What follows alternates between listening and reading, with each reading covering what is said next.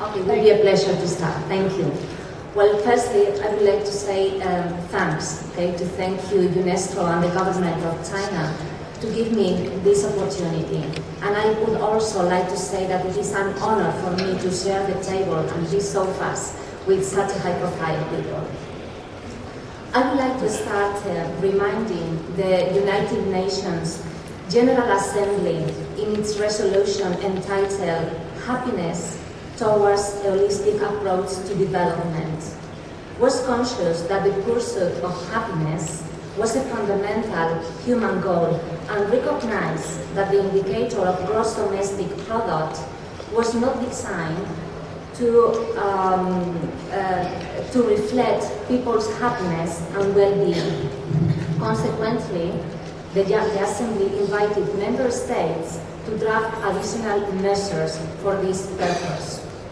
Another initiative that has led to a significant progress in this regard is the measurement of economic performance and social progress, most known by the Stiglitz-Sen Fiduci report on rethinking GDPs produced by the Commission, where there is a shift in emphasis from measuring economic production to measuring people's well-being.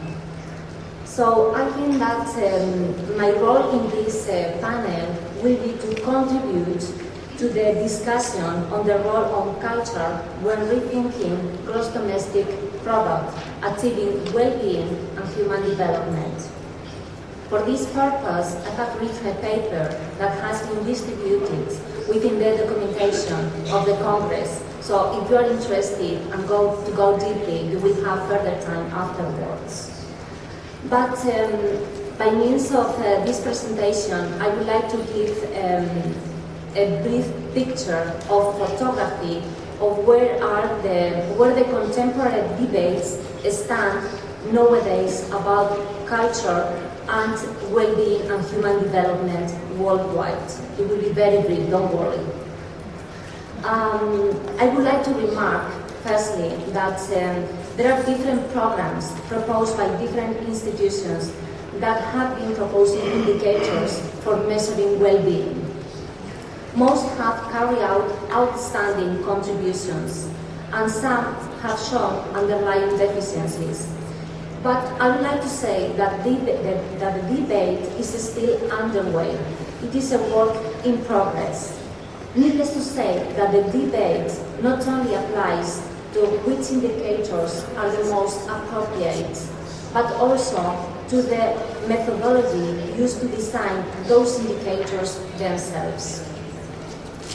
To talk about well-being indicators, first of all, I would like to say that it is necessary to consider that a solid foundation and certain minimum vital conditions are needed. In that sense, the Millennium Development Goals are a basis. But going beyond those goals and having in mind the Gross National Happiness Index promoted by the government of Bhutan in the early 70s, the debates and progress on this topic has been enriched over the last decade. So now I would like to share with you the whole picture of these debates worldwide. I would like to say that there is a significant difference between Latin American measuring model policies and North American and European ones. Latin American countries have been working on well-being and development indicators that are explicitly related to cultural dimension. We will see that it does not happen everywhere. But I have to say that they are related to minorities, because they have been working with rural areas and indigenous communities. What about in Europe? In the 2003, the European Foundation for the Improvement of Living and Working Conditions launched the first non-European quality of life service, known by Quality of Life in Europe. And this reported the subjective and attitudinal perceptions were of particular interest and relevance when identifying individual goals and orientations. And this report stated that combining both ways of measuring the quality of life gave a more complete picture. But the definition of suitable indicators gave way to a new dimension in the debate. How were such indicators chosen? And who chose them? Well, over the recent years, the United Kingdom has highlighted the importance of social participation in designing such indicators. But I find it really interesting nowadays. And they undertook a public consultation not only to sectorial experts, but also to thousands of ordinary citizens. The consultation, once again, focused on subjective perceptions, okay? They say individual well-being is central to an understanding of national well-being. It includes objective circumstances, for example, an individual's employment status, and subjective well-being, which includes the individual's experiences and feelings.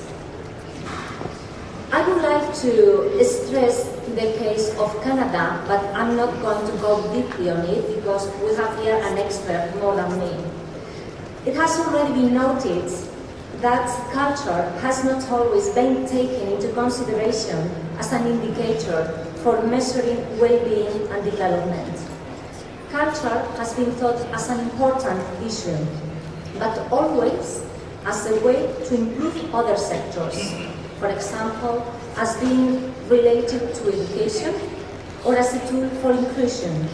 However, cultural practices in themselves have not always been seen as having a significant impact on individuals' well-being in the indexes considered so far.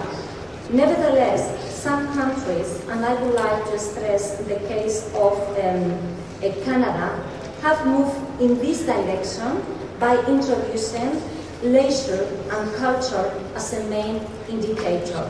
It has been very recently in the 2011 and 2012.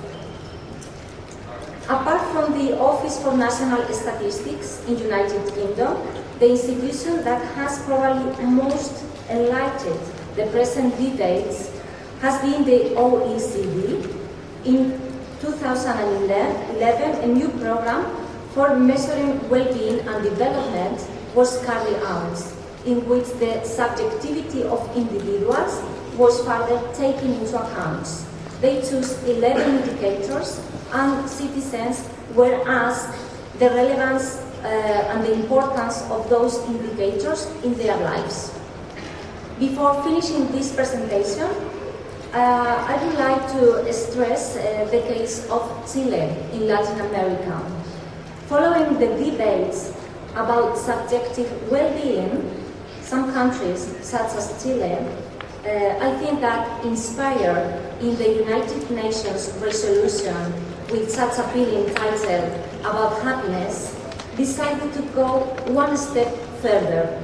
And in 2012, Chile presented a program that would rethink indicators measuring development and look at it from a new perspective based on the subjectivity of individuals and adopting a holistic approach.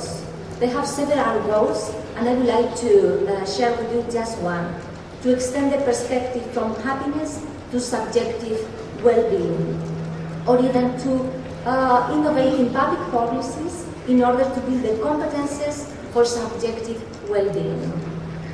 And I would like to finish with not a national case, but a regional one, but quite relevant, I think. It is the case of Australia. Culture has been considered to be a main indicator for measuring well-being. However, it was not a national institution that made this proposal, but a regional one called the Community Indicators Victoria. This institution aims to support the development and use of local community well-being indicators in Victoria with the purpose of improving citizen engagement, community planning and policy making. And it should be emphasized that the indicators proposed by this institution were designed to measure community development and not individual well-being.